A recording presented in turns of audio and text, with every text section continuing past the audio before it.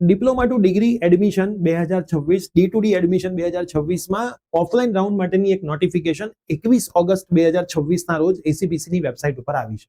તમારામાંથી ઘણા બધા વિદ્યાર્થીઓના મેસેજ હતા કે સર એના માટેનો એક વિડીયો બનાવો. તો આજના વિડીયોની અંદર આપણે પૂરેપૂરી માહિતી તમને ઓફલાઈન રાઉન્ડ માટે આપવા માટે જઈ રહ્યા છીએ. તો યસ દોસ્તો, મારું નામ છે પ્રિયેશ પટેલ. આપ સર્વેનું ખૂબ ખૂબ હાર્દિક સ્વાગત છે પ્રિયેશ વિદ્યાપીઠ કોલેજ યુટ્યુબ ચેનલ ઉપર. ચેનલને સબસ્ક્રાઇબ કરી દેજો, કેમ કે આગળ જતા તમારા સેમિસ્ટરના આઈએમપી, યુનિવર્સિટી એક્ઝામના આઈએમપી બધા જ સર્ક્યુલર આપણી આ જ યુટ્યુબ ચેનલ ઉપર આવવાના છે. અને સેમિસ્ટર 3ના તમારી કોલેજના બધા જ કોમ્બો કોર્સિસ આપણા પ્લેટફોર્મ પ્રિયેશ વિદ્યાપીઠના સેમિસ્ટર 3ના ફોલ્ડરમાં અવેલેબલ છે.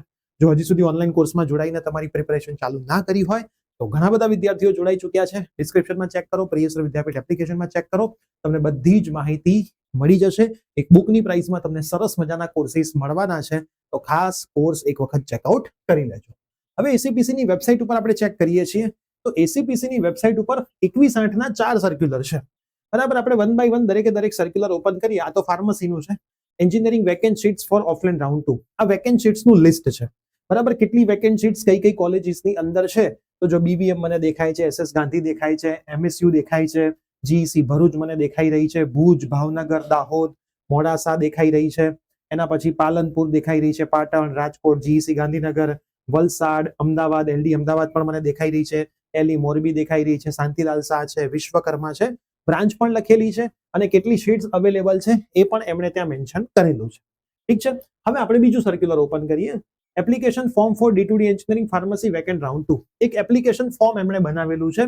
આ એપ્લિકેશન ફોર્મની ફીસ 350 રૂપિયા છે, નોન રિફંડેબલ છે. આમાં તમારે કંઈ જ નથી ભરવાનું. અહીંયા તમારે પાસપોર્ટ સાઇઝનો ફોટોગ્રાફ એડ કરવાનો છે. Application form four offline admission. આ ઓફલાઈન એડમિશન માટે તમારે આ ફોર્મ ભરીને લઈ જવાનું રહેશે. બરાબર, તમારું નામ લખો, પહેલું નામ, મિડલ નેમ, લાસ્ટ નેમ, મેલ છો, ફિમેલ છો, બર્થ ડેટ શું છે, કેટેગરી તમારી કઈ છે, ફિઝિકલ હેન્ડીકેપ છો કે નહીં, તમારું પોતાનું એડ્રેસ જ્યાં તમે રહેતા હોય એ, બરાબર, ઘરનું એડ્રેસ નાખવું, હોસ્ટેલનું એડ્રેસ નહીં નાખવું. તમારો મોબાઈલ નંબર, ઈમેલ આઈડી, ડિપ્લોમાની તમારી બ્રાન્ચ શું હતી, એનરોલમેન્ટ નંબર હતો, સીટ નંબર શું હતો, પાસિંગ મંથ યર, મતલબ છેલ્લું તમારું રિઝલ્ટ જે આવેલું હોય એમાં પાસિંગ મંથ લખેલું હશે. ડિપ્લોમાના ગ્રેડ શું છે, એના પર્સન્ટેજ શું છે, જે વસ્તુ તમને ના ખબર પડે એ ખાલી રહેવા દેજો. બરાબર, ઇન્સ્ટિટ્યૂટ ઓફ ડિપ્લોમા કઈ સિટીમાં હતી, કઈ યુનિવર્સિટી ઓફ ડિપ્લોમા તમારી કયા સ્ટેટમાં હતી, name of the diploma passing institute, ક્યાંથી તમે પાસ આઉટ કર્યું, બરાબર, કઈ યુનિવર્સિટી છે, એની સાથે સાથે ડિપ્લોમા એન્જિનિયરિંગ ફાર્મસી તમારી યુનિવર્સિટી લખો, પાસિંગ મંથ કેટલા તમને માર્ક મળ્યા, ટોટલ માર્ક કેટલા છે ને પર્સન્ટેજ કેટલા છે, બધી વસ્તુ તમારે અહીંયા લખવાની છે. આ બધી વસ્તુ તમે સાચી લખી છે એવું અહીંયા ઉપર છે. ડેટ, પ્લેસ અને સિગ્નેચર તમારે કરી દેવાની છે. બરાબર, હવે આટલી કોપી તમારે સાથે સેલ્ફ એટેસ્ટેડ એટેચ કરવાની છે. કઈ કઈ કોપી છે? ડિપ્લોમાની બધી જ માર્કશીટ્સ, બરાબર, provisional degree certificate, school leaving certificate અથવા તો ટ્રાન્સફર સર્ટિફિકેટ, કેટેગરી લાગતી હોય તો કેટેગરીના તમારા સર્ટિફિકેટ હોવા જોઈએ. ઠીક છે, એનસીએલ લાગતું હોય એસસીબીસી વાળાને તો એ હોવું જોઈએ. ફિઝિકલ હેન્ડીકેપ હોય તો એનું સર્ટિફિકેટ, એક્સ સર્વિસમેન હોય તો એનું, અને ઓરિજિનલ ડિમાન્ડ ડ્રાફ્ટ તમારો હોવો જોઈએ. બરાબર, હવે fill details in the link. આ બધી લિંક તમે આ જે ડિટેલ આપી છે એમાં પણ ફિલ આઉટ કરી શકો છો. Candidate whose names appear in the first in the merit list shall remain present in the counseling with filled application form. આ ફોર્મ ભરેલું તમારે સાથે લઈ જવાનું છે. બરાબર, fill detail in the link. આ લિંકમાં તમારે બધી ડિટેલ્સ ફિલ કરી દેવાની છે. ઠીક છે, 1500 રૂપિયા તમારે ગવર્મેન્ટ માટે લઈ જવાના છે અને 350 રૂપિયા આ ફોર્મની ફીસ તમારે એટ ટાઈમ ઓફ કાઉન્સેલિંગ આપવી પડશે. બરાબર, merit list of all eligible candidate, જે વિદ્યાર્થીઓનું મેરિટ લિસ્ટ છે એ 1 તારીખે પબ્લિશ થશે અને એમનું કાઉન્સેલિંગ 2 તારીખે રાખવામાં આવશે. મતલબ એક લોજિક સમજો, તમારું જેટલા વિદ્યાર્થીઓ ફોર્મ ભરશે ને એમનું જ નવું મેરિટ બનશે અને એ મેરિટમાં તમને ટાઈમ આપ્યો હશે કે આટલા વાગે તમારે આવવાનું રહેશે. ક્યાં આવવાનું રહેશે? એસસીપીસી બિલ્ડિંગ એલડી કોલેજે તમારે આવવાનું રહેશે.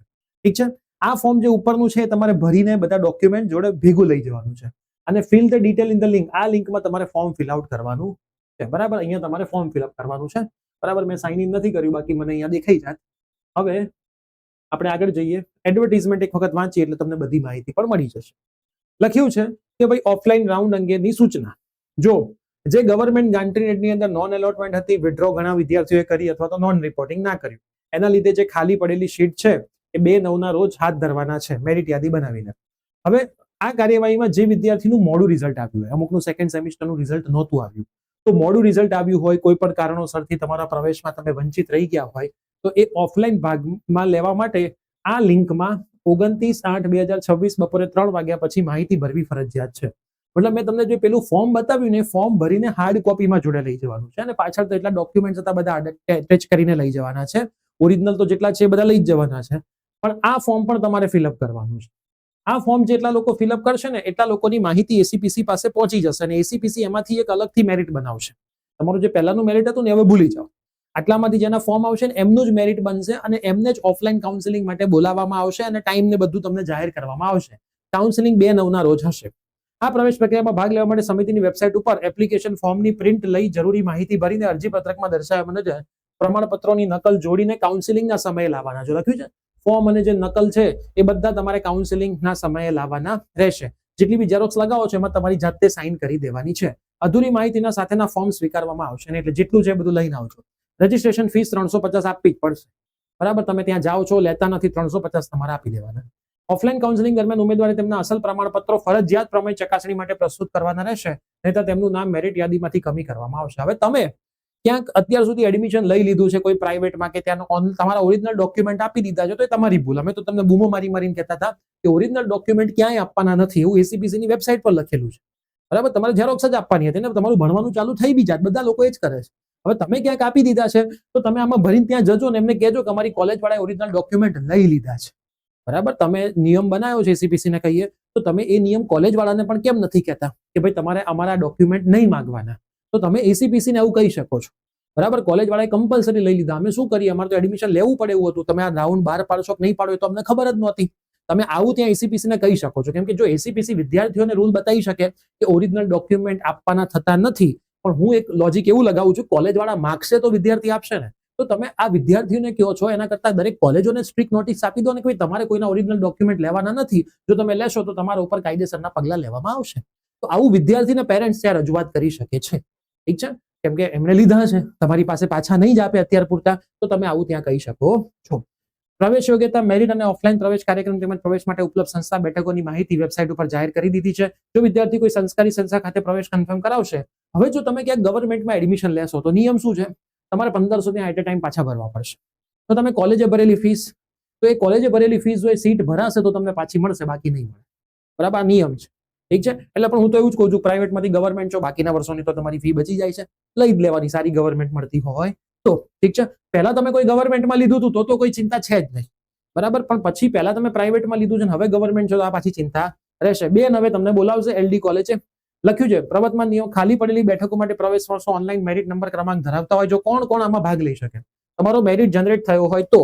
બરાબર, ઓફલાઈન મેરિટ ક્રમાંક ધરાવતા હોય, એઆઈસીટી પ્રમાણે લઘુત્તમ પ્રવેશ લાયકાત, મતલબ જે તમારા ટકા થવા જોઈએ 45%, ડિપ્લોમાના 40%, યુનિવર્સિટીનું પરિણામ મોડું આવેલું હોય અને એના લીધે રજીસ્ટ્રેશન નહોતું કરાયું અથવા તો પરીક્ષા આપી હોય તેવા વિદ્યાર્થીઓ.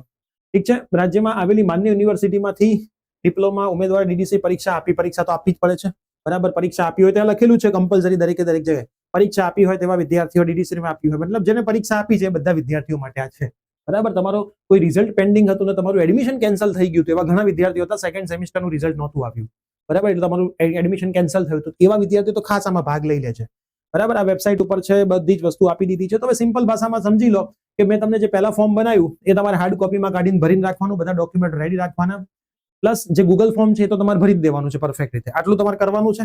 ઠીક છે, 2 તારીખે તમને બોલાવશે, 1 તારીખે એમની માહિતી બધી આવી જશે. ઠીક છે, 1 તારીખે એ લોકો બધી માહિતી તમને આપશે. એ લોકો અહીંયા લખેલું છે, જો ક્યાં ગયું, એપ્લિકેશન ફોર્મ અહીંયા બતાવ્યું છે ને એમાં નીચે એ લોકોએ લખેલું છે કે ભાઈ 1 તારીખે બધું લિસ્ટ આવી જશે. અહીંયા લખેલું છે, ક્યાં ગયું, merit list of all element display on the website 1/9. બરાબર, જ્યારે મેરિટ લિસ્ટ આવશે જેટલા લોકોએ ગૂગલ ફોર્મ ભર્યું છે એટલાનું, એ મેરિટ લિસ્ટ વખતે તમને ત્યાં ટાઈમે બતાવ્યો છે કે 2 તારીખે તમારે આટલા વાગે જવાનું છે. હવે તમે આનો નિયમ સમજો, તમે 2 તારીખે ત્યાં ગયા, ઠીક છે, તમારી પાસે 50 ચોઈસ છે. અત્યારે પહેલા 50 ચોઈસ છે, પણ તમારી આગળ અમુક લોકો છે, એ લોકોએ અમુક ચોઈસ ભરી દીધી છે ને હવે તમે ગયા ત્યારે 12 ચોઈસ વધી છે.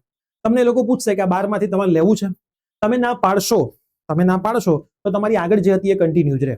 તમે આ વેકેન્ટમાં એપ્લાય કરો એનો મતલબ એવો નથી કે આગળ તમને જે મળી છે તમારી કેન્સલ થઈ જાય. પહેલો નિયમ શાંતિથી સરસ રીતે સમજી લેજો. ઘણા વિદ્યાર્થીઓ હજી કન્ફ્યુઝ છે. જો તમે આ રાઉન્ડમાં ભાગ લો છો એનો મતલબ એવો નથી કે આગળ તમને જે મળી હતી એ કેન્સલ થઈ જશે. આ રાઉન્ડમાં તમે ભાગ લ્યો છો, ત્યાં જાઓ છો અને તમે જે તમને દેખાડે છે ને એમાંથી તમને કોઈ ગમતી તમે સ્વીકારો છો તો આગળની કેન્સલ થશે.